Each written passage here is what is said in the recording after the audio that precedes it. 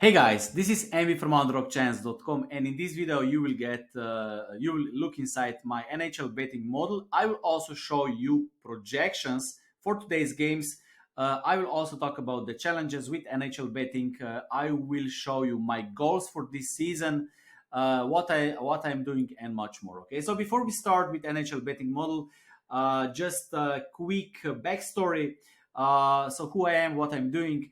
More than 10 years ago, I escaped 9 to 5 with the help of sports betting. After that, I launched my website, underdogchance.com, where I share picks, my views, and I help sports bettors do the same. And I'm not talking about only about picks because I believe that picks are most of the time useless. But I'm talking about the whole picture about sports betting, exactly the tools, sports betting malls, the knowledge, the mindset, my view on life, and everything else that helped me to escape 9 to 5. And I try to help sports bettors to do the same, or I simply help sports bettors to start betting with numbers, to make profits, to see sports betting from a different perspective, and so on. Okay, I have created more than 10 sports betting models or different variants. I always use simple formulas, simple spreadsheets. I try to keep it simple as possible so I can share this knowledge with an average person. So I'm using Google spreadsheets. Currently, I'm sharing NFL betting model, which has some nice profits so far, and I also share my college football betting model, which is something new. I never bet college football, but I'm also playing a little bit with AI and ChatGPT. So this is something I'm sharing right now. I also shared esports occasionally, soccer. I also plan to share some NBA projections in next month. But of course, it is not possible to share every single betting model, every single pick, every single projections. This is why I share I share my knowledge with sports bettors so they can learn from me, and then they can decide what they will bet, how they will bet with the right tools. Because I believe in that quote, if you give a fish to a man, you feed him for a day. If you teach a man how to fish, you feed him for a lifetime. Okay, and this is my motto with my website. And I was also sharing baseball this season on a daily basis. I made almost 40 units, which was my goal. And right now I have a little bit more time, but I will not talk much about this. You can go to underdogchance.com or sign up for a free course, and you can learn more about my work. So if we go back to my NHL betting model, so what are the goals this season? I will try to make daily analysis on YouTube, so you can subscribe to this channel. I will try to share my projected numbers with you on a daily basis. NHL is not my strongest sport. I didn't bet for 2-3 years NHL, because it is a little bit more challenging for me, at least. And but this season I decided that I will go with small separate bankroll.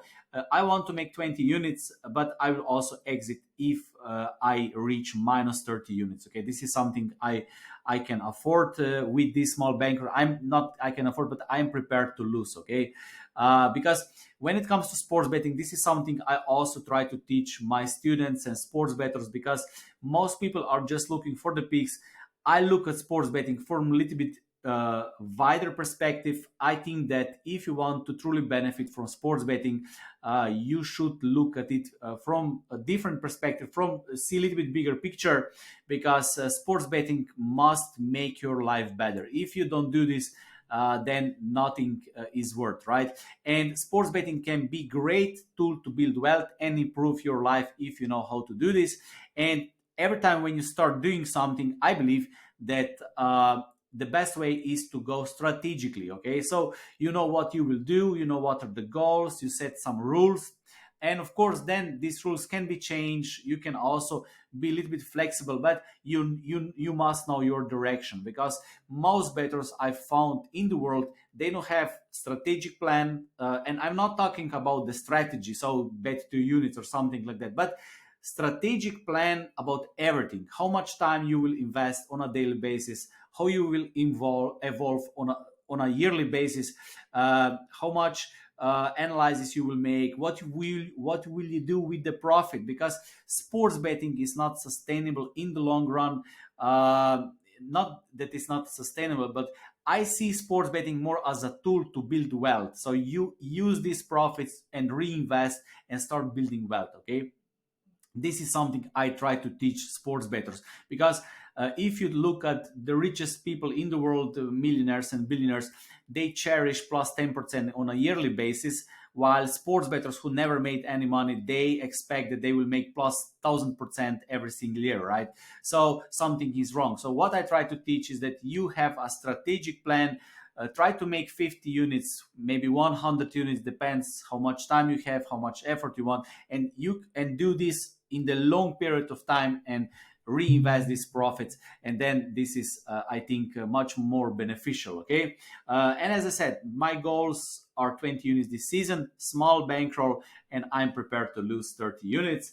I will also make some rules, so I will go back to NHL betting more, so it will be much more reasonable when you will see here. Okay, so what I'm doing on a daily basis, this betting model will take the data from the internet. Okay, so statistics about the players, about the teams, about the goalies, and then I will of course select the teams, the goalies, of course, and then it will the betting model will calculate my projected goals, winning percentages, projected odds, and I need to add bookmakers odds, and then the betting model will automatically calculate the value. I call it a value. This is adjusted Kelly criterion formula. Okay, before I start projecting, I simply need to check the lineups. This is the only thing I need to do. So on the right side, when I change the team, okay, here I select, I don't know, the team, and on the right side, I will see the lineup from what this is from Washington Capitals, and the betting model will calculate my expected goals divided by the minutes. Minutes are also predicted, and then some of these goals with combination of team stats will give me projected goals. This is my predicted score for this team. Okay, if I change the team, you see the predicted score is also different. I do this for another team also. If I change the goalies, this will also change, right? Because goalies will affect on this as well. And then betting model will calculate winning percentages. Okay, but I also have some rules. So the first rule is when every time when I have average goalie, this is a no play. So if you watch my baseball videos, we have pitchers, right? We have pitchers, and sometimes we have a new pitcher, a pitcher that doesn't fit in the betting model because we simply don't have enough stats.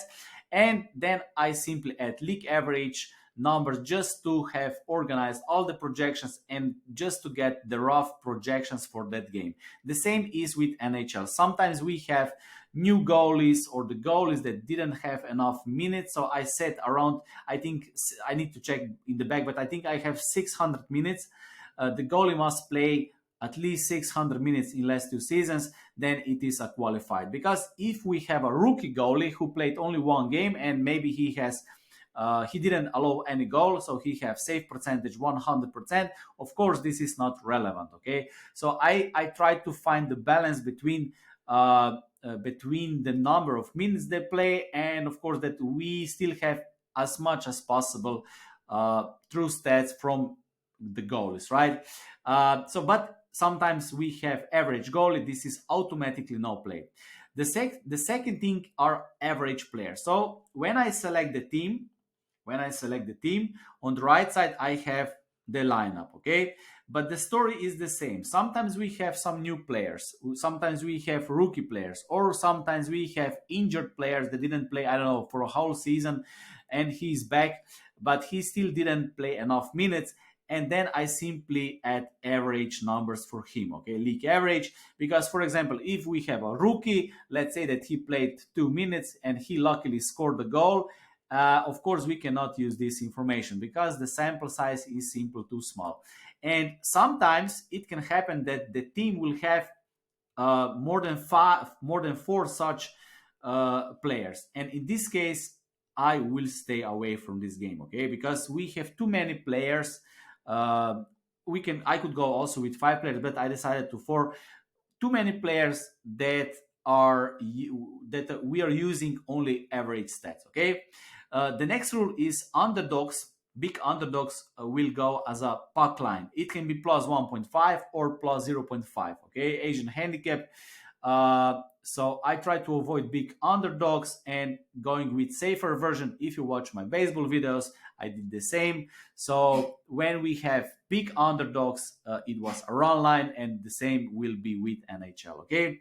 The next thing are how to decide how much to bet on a game. Okay. So I use adjusted Kelly criterion formula, which is basically the difference between my projected probabilities or the odds and bookmakers odds, right? And the bigger the number, the bigger the value. Okay, so what I want to do, I want to bet a little bit more when there is more value, and I want to bet a little bit less when there is less value, and I want to stay away if there is not enough discrepancy between my projected numbers and bookmakers numbers. Okay, and this is 10 adjusted Kelly formula. And if there will be at least 1.5, so when you will see 1.5, this is automatically calculated, then this will be 1 unit. Okay, this is how I decided. In baseball, I also had 1.5 unit. Next season in baseball, I'm thinking to go only with the best value plays with 2 units plays in baseball. It beat the closing line more than 90% of times. Closing line value was, I think, 3 or 4%. No vig was 1.60%. So it was a good results with being more selective. So in NHL, I will go with 1.5 up to 2 will be 1 unit. 2.75 will be 1.5 unit, and the biggest or the biggest value place would be considered as a 2 unit. So that's it. Okay. And then, of course, I simply select the teams, goalies, and then I copy this, paste it here to have organized all in the spreadsheet, and I will track the bets, yield, or ROI, closing line value, and no vig closing line value. Okay.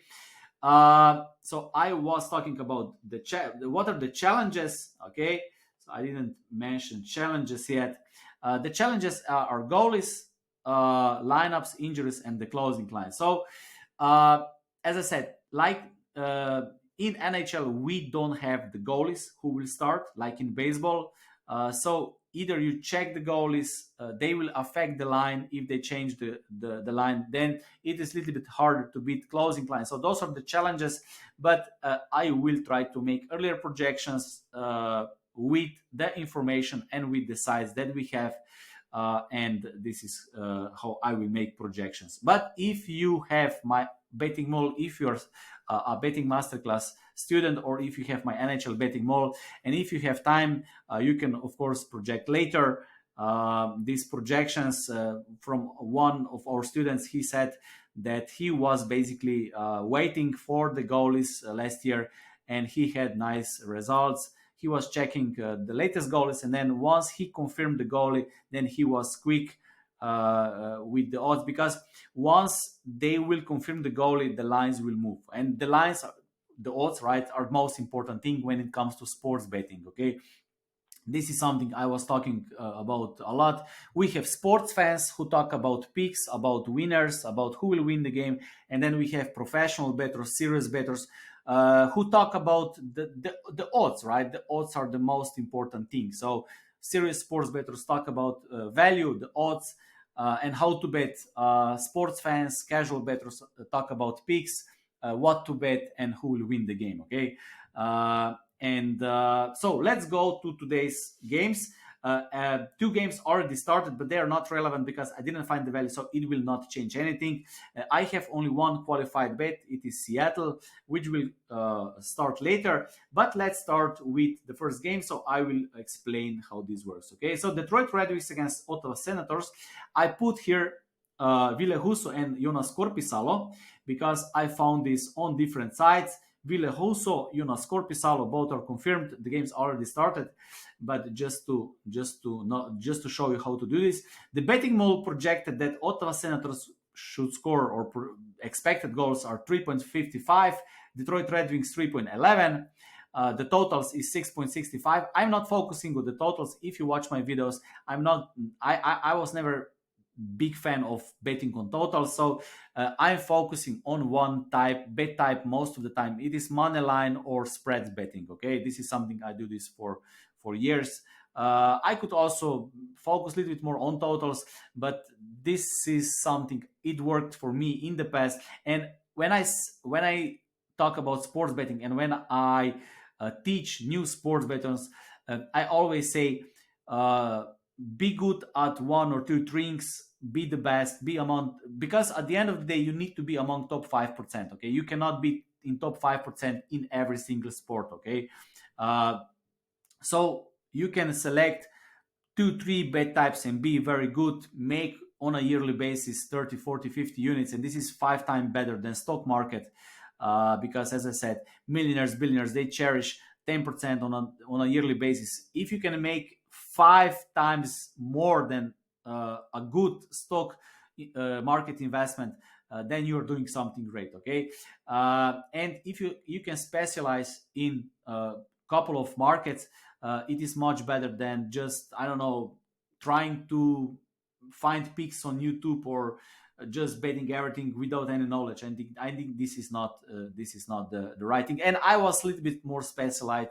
I was a little bit more specialist in money lines and spreads with all the sports. Okay, so then we have winning percentage. So my betting model gives 38.88% of chance to Detroit Red Wings and 61.12% to Ottawa Senators. Okay, so if we sum those two numbers, we will get 100%. Okay, because probability 1 plus probability 2, or probability of home team plus probability of away team, is 1 or 100%. Makes sense, right? Because those are money lines.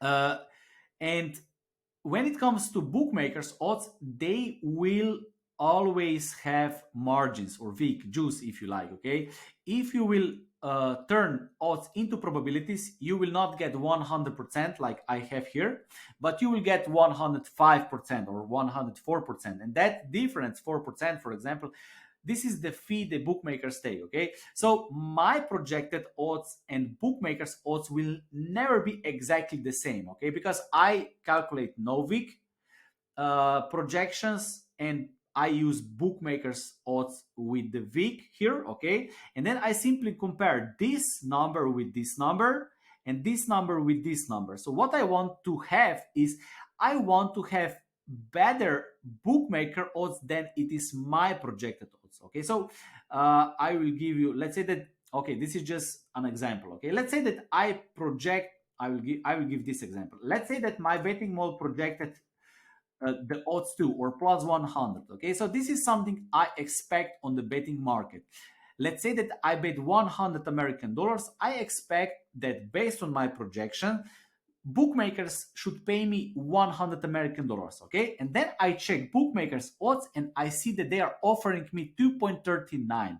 So they're offering me more than I would expect, the more than I calculated. And this is for me a value. Okay, this is the holy grail of successful sports betting. Okay, uh, and I simply compare this number with this number. So my number is bigger, so this is no value. I compare this number with this number.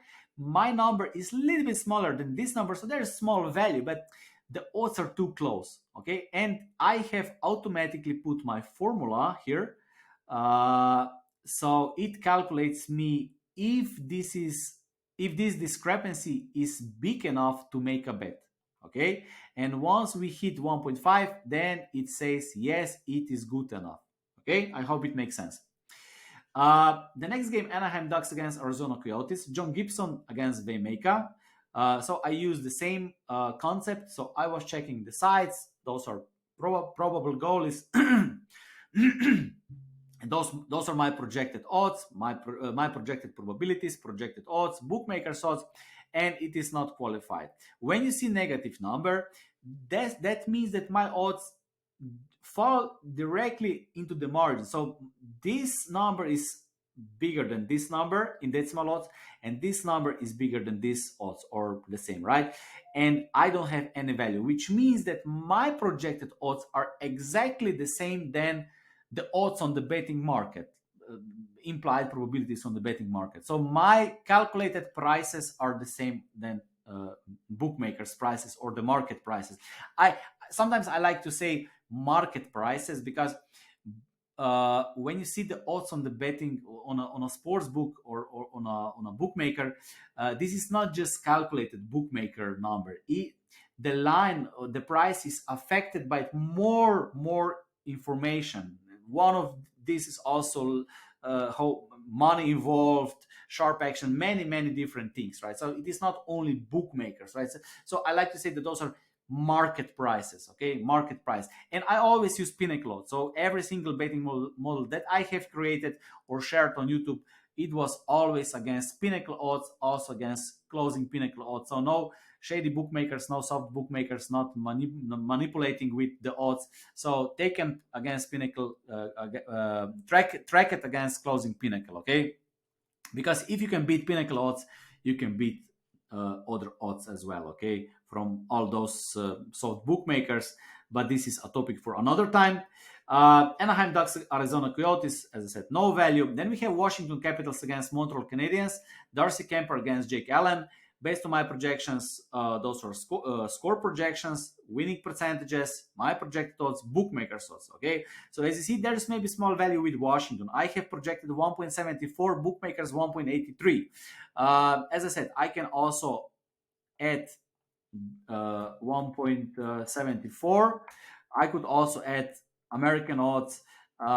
So this is minus 135. Okay, I prefer decimal odds because they're much simpler to use and understand. But as I said, if there will be interest, I can also add one more column, and the betting model will automatically translate into American odds, and you can also see American odds. Okay. Then we have Vancouver Canucks against Florida Panthers, Demko against Bobrovsky. Based on my projections, close to 7 goals.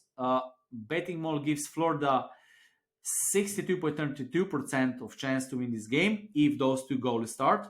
And this is a little bit bigger value. So my projected 1.60 on Florida, bookmakers 1.74. So there is some value with Florida. This is the best so far among those 4 or 5 games. But still not good enough based on my criteria. Okay, so in the past I was also using 1 as a qualified bet, but right now at this stage of my life I'm a little bit more selective, and this is something I also recommend to bettors, because my tracked bets show that if I am more selective, if I select the bets only where I have really good value, the closing line value is better, ROI is better, less bets, but the profit is pretty same, right?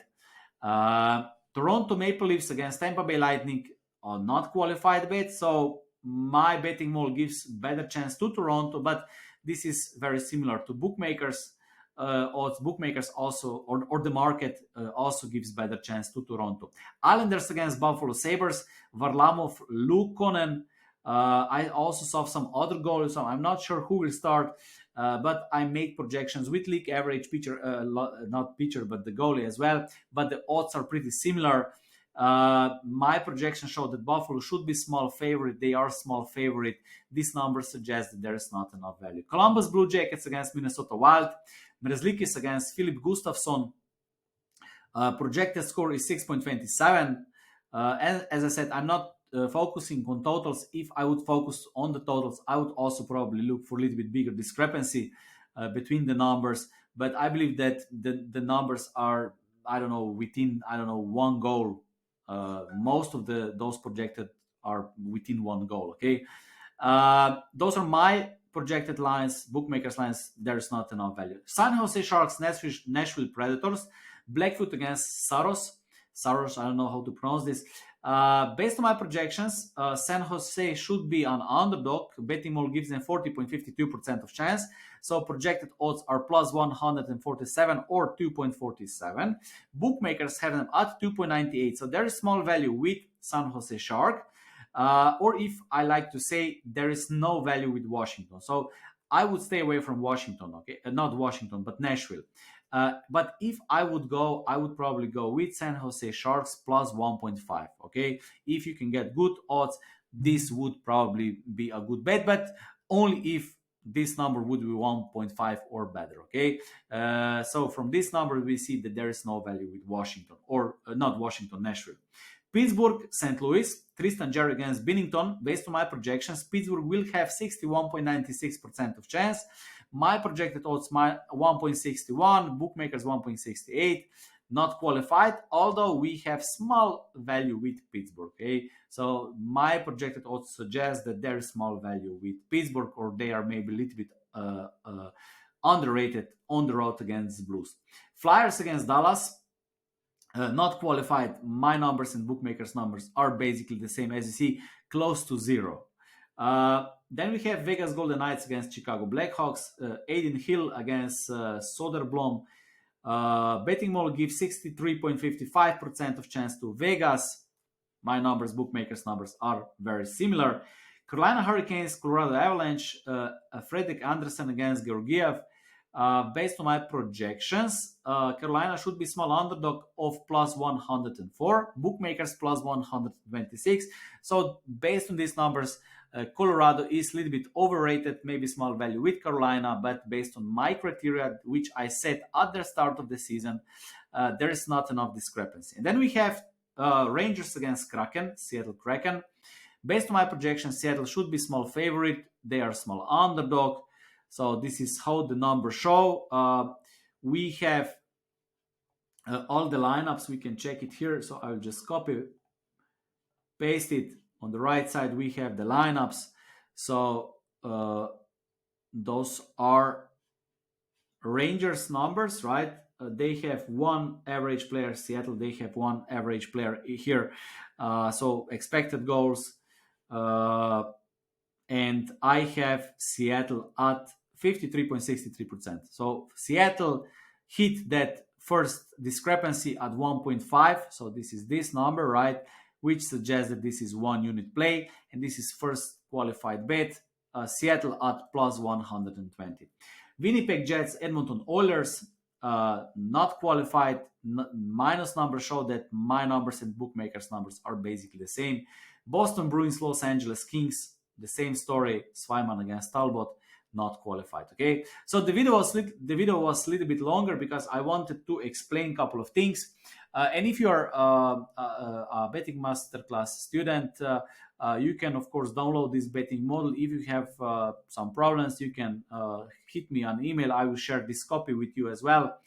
And if you bet for yourself, if you make bets this season, I wish you good luck. You can comment below how you make bets, how you decide. Do you pick winners? Do you follow others? What is your strategy? What is your overall strategy in sports betting? What do you expect from sports betting? Do you have the goals, or you're just betting? So you can comment below. What is your strategy in NHL? What are your challenges in NHL? I showed you what are my challenges with NHL, and I wish you good luck this season. Okay, so subscribe to the channel if you want to check my next videos, and see you next time.